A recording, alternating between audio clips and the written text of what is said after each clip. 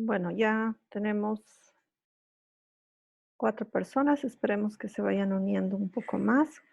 ¿Me confirman, por favor, si escuchan bien audio?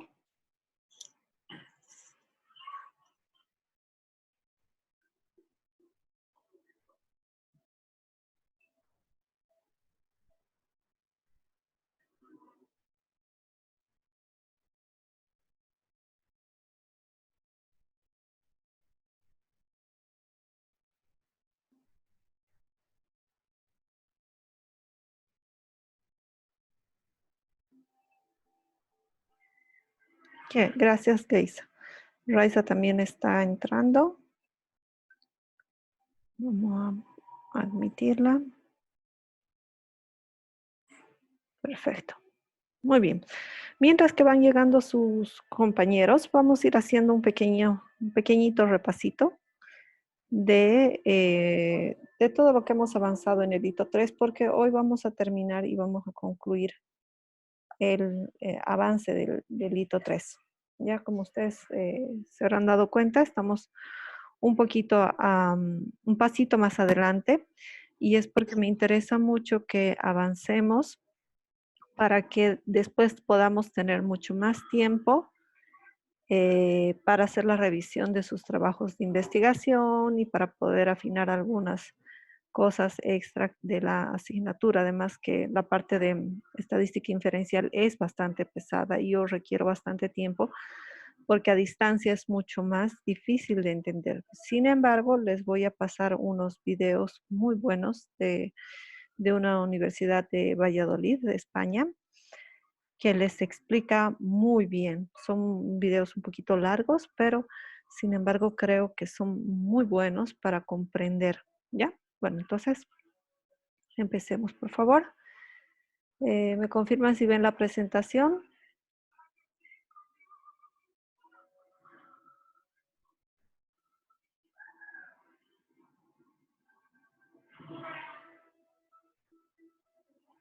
Hola. Ya tengo ahí un chat. Ya, gracias, Geisa, nuevamente. Bueno, entonces habíamos hablado eh, de la media, la mediana y la moda. A ver. Ya. Estábamos hablando, hoy tenemos que ver medidas de posición, pero estas medidas de posición se relacionan de cierta manera con las medidas de tendencia central porque es una de las primeras medidas de tendencia central, la de posición.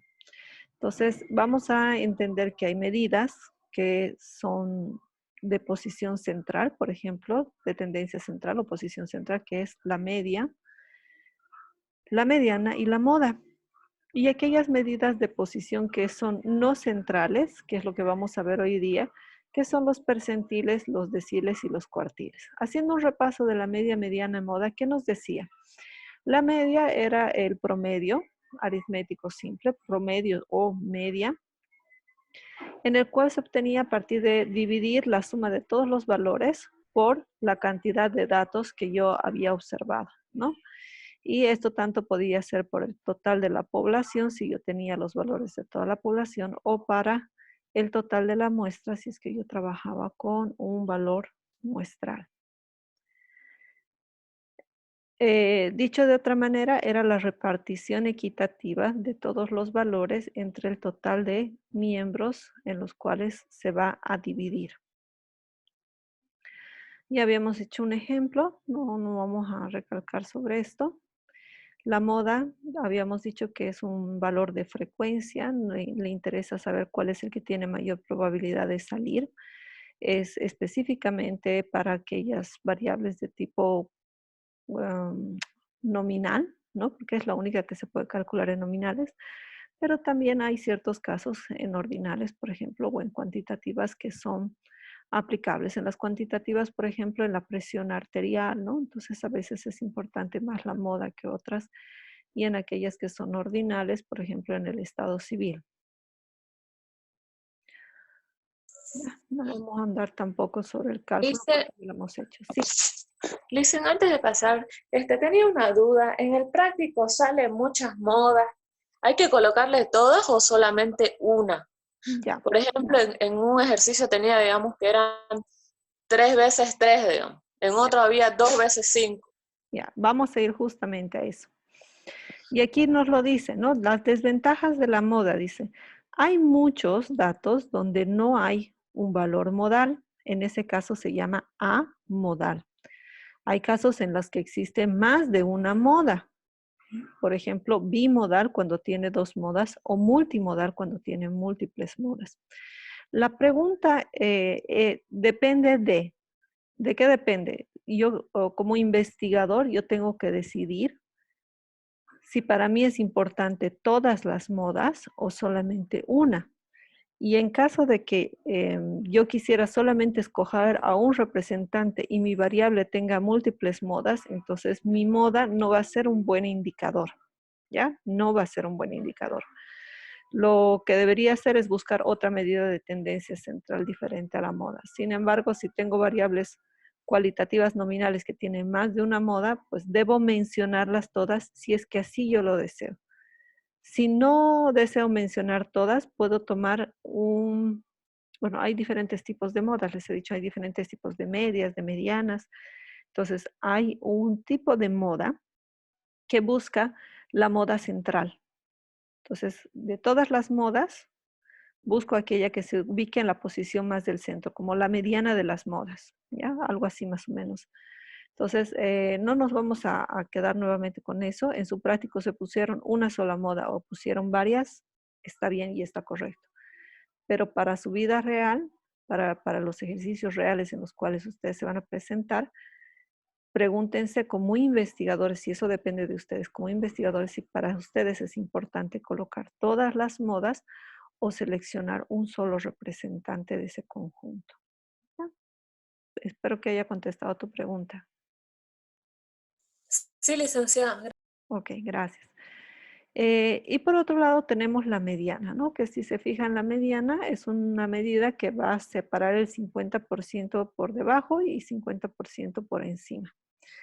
Es una medida de posición porque se ubica, ¿no? Un valor central dentro del conjunto de datos. Tiene su ventaja porque si estos valores inferiores son muy pequeñitos o los valores superiores son muy, muy grandes, la mediana se va a mantener inamovible en el centro, ¿no? Y eso sucede cuando tenemos valores anormales en nuestra muestra. Por ejemplo, ustedes están haciendo la extracción de un determinado compuesto, ¿ya? No sé, por algún motivo se les pide a ustedes verificar la concentración de paracetamol en un determinado eh, un blister, un determinado medicamento. Entonces, ustedes hacen la prueba en uno y les sale esta concentración, ¿no? Hacen la prueba en el otro, les sale esta, el otro, este. Y de repente hay una pastilla que les sale 100 veces o 200 veces, 200 miligramos, y ustedes dicen, esto ya no es normal. Entonces, pues yo no puedo castigar a todos los demás por causa de este, ¿no es cierto? Yo no puedo condenar a todo el resto y decir que todo está mal por causa de un solo individuo. Entonces, si yo utilizo la media, eso es lo que va a suceder. Este que tiene demasiado va a repartir a todos y los va a hacer caer en el error. En cambio, la mediana va a decir, no, por lo menos el 50% está dentro de este parámetro, ¿no? Y así elimino estos valores aberrantes. De hecho, hay una media que es la media acotada que hace eso, que elimina estos valores muy grandes o muy pequeños. Bueno, nuevamente, eh, ustedes tienen la facilidad de poder leer en libros estos otros tipos de medias y sus relaciones y para qué sirven, ¿no? La media geométrica, la media logarítmica, hay la media acotada, etcétera, etcétera. No, como les dije, no es el objetivo de esta asignatura. Solamente vamos a tomar las medidas que son más utilizadas. De hecho, yo no he visto ni un solo artículo científico de todos los que he leído donde utilicen la media, la media cuadrada, ¿no? No, no lo he visto, entonces no creo que sea útil para ustedes tampoco. Que sepan que existe tal vez, pero no tiene una utilidad práctica que yo haya identificado para las áreas de la salud. Vamos con el siguiente. Entonces, estas tres medidas, media, mediana y moda, más la distribución de la frecuencia me van a dar una idea de cómo están compuestos mis datos, ¿no? Si estos datos tienen esta forma simétrica, la media y la mediana y la moda van a ubicarse siempre en la posición central. En caso de que haya valores muy pequeñitos o valores muy grandes, pues van a dar lo que se llama la asimetría o también llamado el sesgo, asimetría o error. Esta asimetría puede ser a la derecha, a la izquierda o como dice aquí, negativa y positiva. Tanto importa, sigue siendo un sesgo. Y si se ponen ustedes, a ver, aquí primero está la moda mediana media y aquí está la media mediana moda. La mediana siempre se mantiene en una posición más central que la media y la moda. Por ese motivo, la mediana siempre es un indicador que nosotros denominamos robusto, es un indicador muy bueno y muy fuerte porque si se fijan en estos tres ejemplos, la mediana tiende más a estar en el centro que el resto de sus compañeras. ¿Ya? Por eso es importante el que yo identifique cómo está la distribución de mis datos específicamente en las variables cuantitativas, porque no puedo calcular media de cualitativas. Entonces, en todas las cuantitativas debo saber cómo está esta distribución para ver si selecciono a la mediana o en su defecto a la media. Ahí están ejemplos, no lo vamos a hacer tampoco. Y de ahí vienen los famosos deciles, percentiles y cuartiles, ¿ya? Entonces yo tengo aquí una serie de números, si se fijan aquí abajo, ¿ya? Esta serie de números yo los tengo que ordenar. Tengo aquí 33 turistas.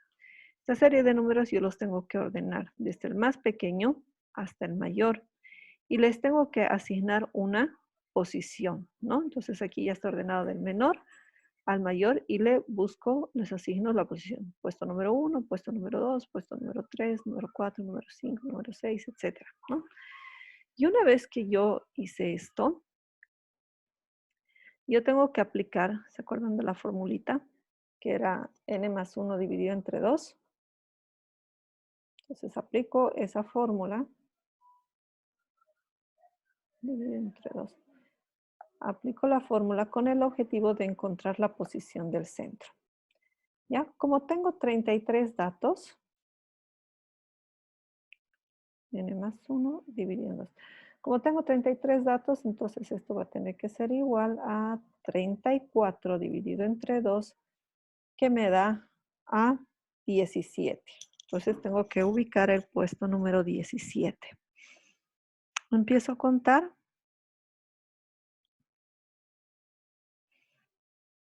1, oh, no estoy marcando. A ver, 1, 2, 3, 4, 5, 6, 7. Oh, creo que lo voy a hacer mejor. Un segundito, lo voy a anotar directamente. Aquí pondré 1, 2, 3, 4, 5, 6, 7, 8, 9, 10, 11, 12,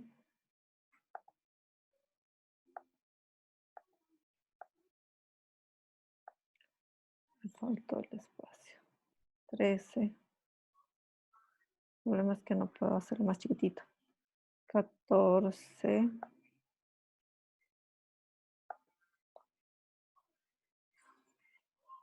15, 16 y 17. Ya, ahora sí. Entonces voy a designar al número 17, que corresponde al valor 60, como la mediana.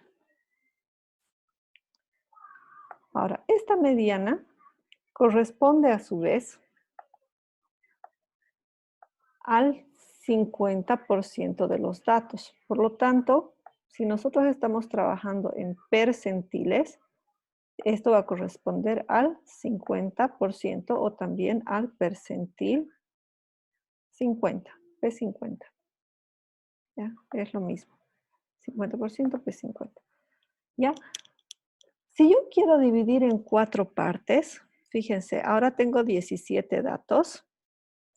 Le sumo 1, van a ser 18, dividido entre 2, me va a salir a 9.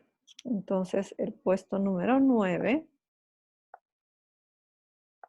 correspondiente al número 55, va a ser un cuartil. En este caso, el cuartil 1, que abarca el 25%, el primer 25% de los datos. ¿Ya? Y la mediana se va a renombrar, si quieren por así, como cuartil 2. Si estoy trabajando en cuartiles, la mediana ahora también se llama cuartil 2. Y por ende también puedo yo calcular lo que es el cuartil 3. ¿No? ¿Cómo hago para calcular el cuartil 3? Ya sé que tengo 9 datos, entonces voy a buscar 9 datos también acá. 1, 2, 3, 4, 5, 6, acuérdense, 2, 4, 6, 8, 9. Es el número 64. Este va a ser el cuartil 3, ¿no? Y habíamos dicho en medidas de dispersión que el rango intercuartílico estaba entre el cuartil 1 y el cuartil 3. Algo así. Ahí, ojalá me permita cambiar de color, no me permite. Pero ahí estaba el rango intercuartílico. Ok. Entonces, tenemos ya la segunda medida de posición, que son los cuartiles, ¿no? Cada cuartil, ¿cuánto tiene? 25%. Por lo tanto, el cuartil 1, si yo voy a trabajar en porcentajes,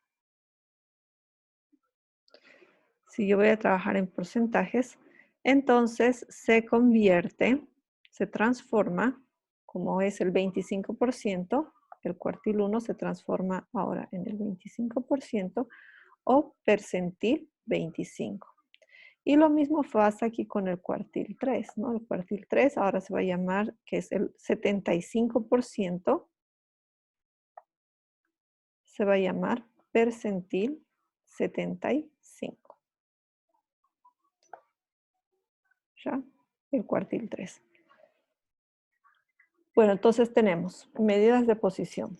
Primero, la mediana divide en 2 partes de 50%, los cuartiles que dividen en partes de 25%, 25, 50, 75, 100%, y por último tenemos los percentiles que dividen en porciones de 50%. Entonces, ¿qué hace? Estos 33 números los divide entre 100. Si yo quiero encontrar el percentil 25, lo multiplico por 25 y esa es la posición en la cual yo voy a encontrar el valor. Ya tiene su fórmula. No vamos a ahondar nuevamente en esto, en la fórmula para encontrar. Pero la fórmula puede ubicarse mejor cuando los valores tienden a ser valores que tienen el comportamiento normal de montañita, ¿ya? Entonces aquí está la fórmula. Voy a borrar este pedacito para que lo puedan ver. Ahí está una fórmula. Entonces lo que les decía, ¿no? Yo el percentil que quiero ubicar lo divido entre 100 y eso lo multiplico por el número de datos que tengo. Tengo 33 más 1, siempre es más 1. Y de esa manera yo ubico la posición, ¿no? O el puesto ojo, este es el puesto, ¿no? El puesto de del dato que yo quiero. Entonces, en este caso quiero el percentil 55, me dice que está en el puesto 18,7, 17. Aquí está el 18 y aquí está el 19. Como el 18 y el 19 valen lo mismo, por lo tanto es 61. ¿Ya? Así se calcula. Vamos a borrar todo esto. Borrar todo. Y vámonos a seguir avanzando. ¿Ya? Entonces lo mismo yo puedo hacer buscando el resto de los percentiles y de esa manera los percentiles, ¿cuándo yo los voy a utilizar y cuándo me van a ser útiles? Cuando yo quiero ubicar una cierta cantidad de datos, por ahí su indicador de calidad les dice que el 80% de los productos tienen que estar entre un valor y otro valor. Entonces ahí es donde ustedes van a aplicar los percentiles, ¿no? Entonces ubican donde está el percentil 5, ubican donde está el percentil 95 y si esos datos están entre esos valores, entonces ustedes ya pueden indicar que su producto, su medicamento está dentro de los valores permitidos. ¿Bien? Para eso les sirve. Ahora sí, habíamos visto también las medidas de variabilidad o de dispersión, cuyo objetivo era ver cómo los datos van variando en relación a la medida de tendencia central. Y tenemos diferentes opciones en cómo pueden presentarse nuestros datos, ¿no? Muy uniformes o poco uniformes. Habíamos hablado sobre la varianza. Aquí está su fórmula. Fíjense que está elevada al cuadrado porque es igual a la desviación estándar elevada al cuadrado. Y ahí lo dice, ¿no? La desviación elevada al cuadrado. Eso es la varianza. Ahí está un ejemplo. La desviación estándar es igual a la varianza sacada a la raíz cuadrada. Y ahí está la fórmula, ¿no? La sumatoria de todos los valores x menos su promedio, todo eso al cuadrado dividido entre n.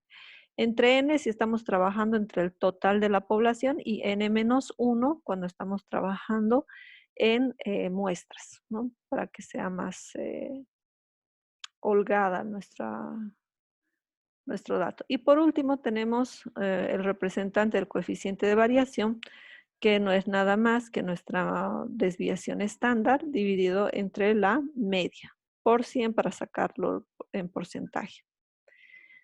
Y esto también, luego vamos a poder utilizar lo que se llama el coeficiente de variación de Pearson, que es la próxima clase que tenemos que pasar, es esto, que ya es parte de estadística inferencial, justamente para ver esta covariación de los datos. Entonces ahí ya está el coeficiente de variación. Y ahí están también ejercicios, ahí tenemos más ejercicios. Cuando los datos están agrupados, ya lo hemos visto medio rápido, pero no es tampoco tan grave. Utilizo el representante de clase, que es la media entre estos dos valores, y multiplico por la frecuencia, ¿no? Entonces no es tampoco tan difícil de hacerlo. Y de hecho casi nunca, yo nunca lo he utilizado en ningún trabajo de investigación, porque gracias al cielo tenemos todos la posibilidad de tener los datos y si no es así, pues pierde fiabilidad, ¿ya?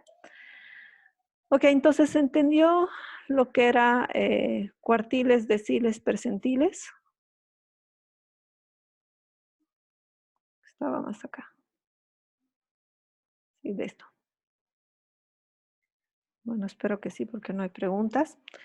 Ahora sí, vamos a ver cuánto tiempo tenemos. Tengo aquí la hora. Espérame un ratito. Hemos empezado 9:15. Tenemos todavía 15 minutos. Bueno, vamos abriendo por favor el programa Excel para poder hacer los ejercicios con el Excel del cálculo de todas las medidas de tendencia central, de dispersión, etcétera.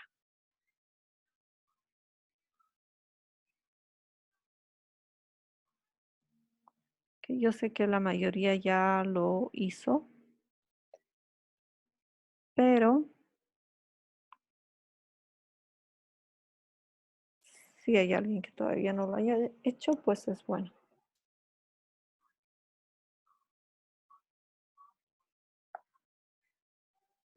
A ver qué tengo acá. Los que no tienen computadora, no te preocupes, Pedro, porque vamos a tratar, yo voy a tener que hacer una sesión o mandarles el link. Hay bastantes programas para el celular donde ustedes pueden tranquilamente descargarlos y aplicarlos para sus datos. Inclusive lo vamos a hacer ahí en internet para hacerlo online. El único problema que es un poquito molestoso porque hay que volver a meter todos los datos ahí adentro. ¿Ya? Entonces, esa sería la única incomodidad. Pero de que existe y se puede hacer, pues se puede hacer. Vamos a borrar esto. Espérenme un segundito. Voy a compartir mi pantalla para que ustedes puedan verlo y voy a aumentar esto que no, creo que no se va a lograr ver bien. Microsoft Excel. Bueno, yo ya tengo abierta aquí mi pantalla. Voy a...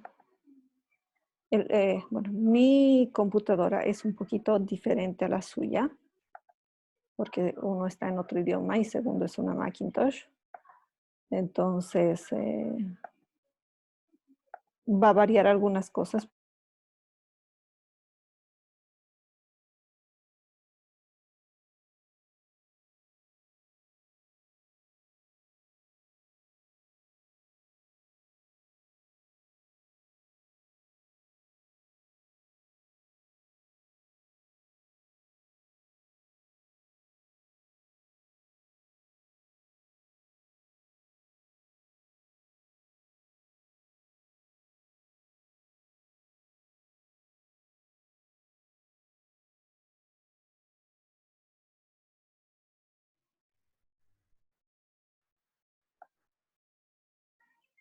Perdón, se colgó el programa y no podía descolgarlo. Ya. Entonces, fíjense, no es el mismo, exactamente el mismo ejercicio que ustedes tienen. Varía un poquito porque este es el ejercicio de otro semestre. Espérenme, voy a silenciar a Raiza. Ya. Pero casi tiene los mismos indicadores. No tiene edad, sexo, procedencia, estado civil, grado de instrucción, color de piel, grupo ABO, esto no lo tienen ustedes, talla, peso, presión arterial sistólica, diastólica y en vez de cintura ustedes tienen índice de masa corporal. Bueno, yo tengo en el Excel y voy poniendo los datos de esta manera, ¿no? En la primera cuadrícula, desde A1 para adelante, yo voy a ir poniendo a las variables. Y una vez que pongo a las variables, lo que tengo que hacer es debajo colocar los datos de cada uno de los individuos, ¿no? De cada de las unidades de observación. No importa si están o no en orden. Lo importante es que ustedes tengan un orden predeterminado para que no repitan ni introduzcan nuevamente un dato que ya hubieran introducido con anterioridad, ¿ya? Luego, en una hoja nueva, para hacer una hoja nueva le ponen el signo más, van a copiar esta pequeña tablita. Les van a tener 9 minutos para copiarla o si quieren hacer un screenshot sería muy bueno para que puedan ustedes copiar la tablita que tienen acá y podamos calcular las medidas de tendencia central, que son estas de acá, media, mediana, moda, las medidas de dispersión, que es desviación estándar, rango y coeficiente de variación. No vamos a calcular varianza, si quieren calcular varianza la podemos hacer también, no hay ningún problema. Vamos a calcular los cuartiles, que es lo que hemos aprendido ahora. Y luego vamos a calcular el rango intercuartílico que forma parte de las medidas de dispersión y percentiles como un ejemplo. Esto no quiere decir que ustedes no puedan calcular otro percentil. Pueden calcular el percentil que ustedes quieran, pero para su práctico yo les voy a pedir que hagan estos percentiles porque son los más utilizados y de hecho van a haber muchos artículos en muchas revistas que trabajan con los el percentil 95 o el percentil 90 que se calcula de esta manera, ¿ya?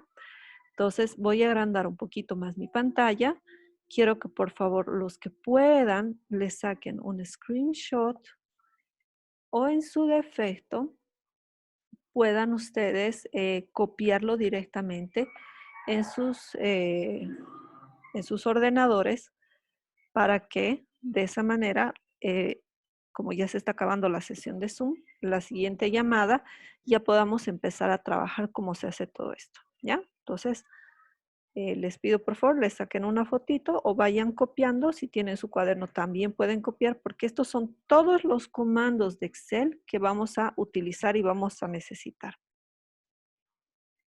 ¿Ya? ¿Preguntitas? ¿No? Bueno, entonces les dejo por favor, tenemos 7 minutitos más. Les voy a dejar los 7 minutos para que vayan copiando. De todas maneras, sáquenle una fotito para que si se corta la llamada puedan hacerlo. De hecho, yo les voy a mandar al grupo de WhatsApp. Déjenme sacarle un screenshot. Que no sé cómo se saca en esta computadora. Se los voy a mandar con el celular. Y ya ustedes lo tienen. Ay, Dios, qué fuerte que está, me asusté.